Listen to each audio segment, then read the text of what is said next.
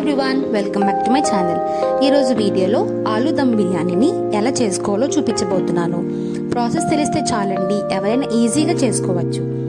Chicken biryani చేసుకోలేనప్పుడు అంతే దమ్ముగా ఉండే ఆలు దమ్ బిర్యానీని చాలా టేస్టీగా ఈజీగా ఉంటుంది. డెఫినెట్గా ట్రై చేయవలసిన రెసిపీ. నేను చూపించబోయే రెసిపీ హైదరాబాద్ స్పెషల్ ఆలు దమ్ బిర్యానీ. చిన్న చిన్న టిప్స్ ఉన్నాయి, అవి ఫాలో అయితే చాలా పర్ఫెక్ట్గా పక్కాగా రెస్టారెంట్ స్టైల్ టేస్ట్ వస్తుంది. మరి లేట్ చేయకుండా ప్రాసెస్లోకి వెళ్ళిపోదామా? ఈ వీడియో చూసి ఇంట్లో డెఫినెట్గా ట్రై చేయండి. టేస్ట్ చాలా బాగుంటుంది. ఫ్యామిలీ మెంబర్స్ అందరికీ చాలా బాగా ఎంజాయ్ చేస్తారు.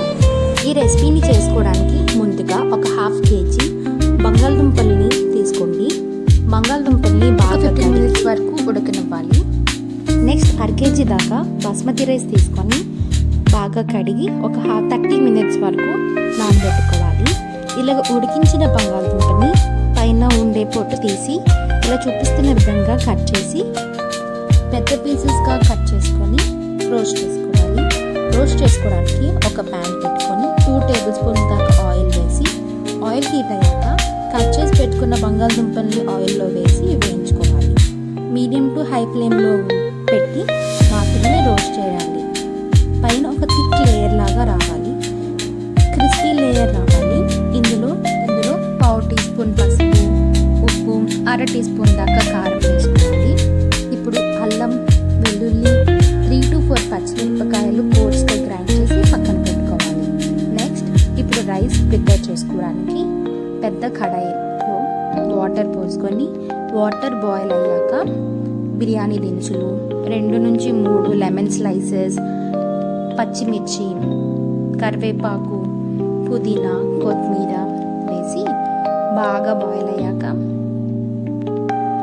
అందులో కొంచెం మసాలా కూడా, గరం మసాలా కూడా వేయండి. తర్వాత కొంచెం ఆయిల్ వేయడం వల్ల మనకి రైస్ అనేది వైట్గా కొంచెం పొడి పొడిగా ఉంటుంది. అంటుకోకుండా ఉండకుండా మంచిగా పొడి పొడిగా ఉంటుంది. వాటర్ బాగా బాయిల్ అయ్యాక రైస్, మనం నానబెట్టుకొని ఉంచుకున్న రైస్ని వేసి బాగా ఒక 80% వరకు ఉడకనివ్వాలి. రైస్ ఉడుకుతున్నప్పుడు పైన ఫ్లోట్ అయిన ఈ లెమన్ పీసెస్ అవన్నీ బాగా డ్రైన్ చేసేసుకోవాలి. తర్వాత ప్యారలల్గా బిర్యానీ పాట్ పెట్టుకొని అందులో 2 tablespoon of oil, 1 tablespoon of ghee వేసుకొని బాగా హీట్ అయ్యాక బిర్యానీ దినుసులు అంటే షాజీరా నుంచి గసగసాల వరకు అన్నీ వేసుకొని బాగా రోస్ట్ చేసుకోవాలి.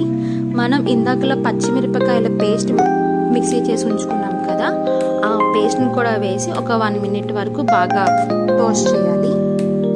ఫ్రై చేసుకున్నాక 2 పచ్చిమిరపకాయ చీలికలు వేసి బాగా టోస్ట్ చేసి కట్ చేసి పెట్టుకున్న టమాటో ముక్కల్ని వేసి బాగా మగ్గనివ్వాలి.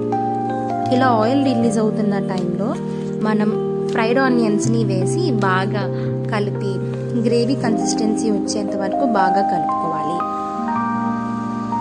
ఆయిల్ రిలీజ్ అయ్యాక మనం ఫ్రై చేసి పెట్టుకున్న బంగాళదుంప ముక్కలు ఉన్నాయి కదండి, అవి వేసి ఒక 2 మినిట్స్ వరకు బాగా ఫ్రై చేసి అందులో ఉప్పు, కారం, గరం మసాలా, ఇంకా ధనియాల పొడి వేసుకొని బాగా ఫ్రై చేసుకోవాలి. ఇప్పుడు ఈ మసాలాని మొత్తాన్ని ఈవెన్గా స్ప్రెడ్ చేసుకొని పైన రైస్ని లేయర్ చేసి పైన కొత్తిమీర, పుదీనా, ఫ్రైడ్ ఆనియన్స్, కొంచెం గరం మసాలా వేసి, ఘీ వేసి, కొంచెం